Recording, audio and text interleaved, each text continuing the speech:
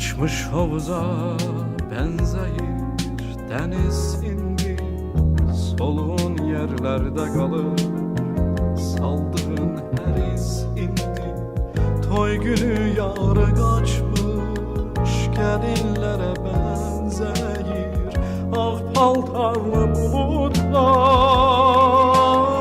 Sen gelende çiçekler açardı, sen gelende dağlarda gül açardı, sen gelende keder benden kaçardı.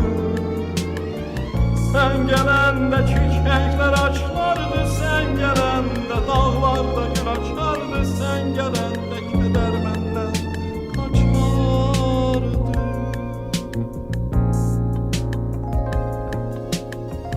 Gündüzlerin seması nedense indi bumbuz, geceler başım üstte, ne ay yanır ne de ulduz.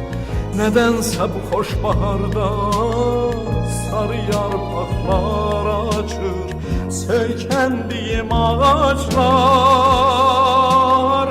Sen gelende çiçekler açardı, sen gelende dağlarda gül açardı, sen gelende keder benden kaçardı. Sen gelende çiçekler açardı, sen gelende dağlarda gül açardı, sen gelende keder benden kaçardı.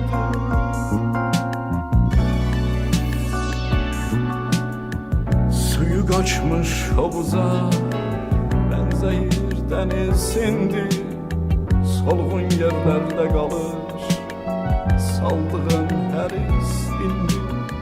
Toy günü yarı kaçmış gelinlere benzeyir, ah paltarlı bulutlar.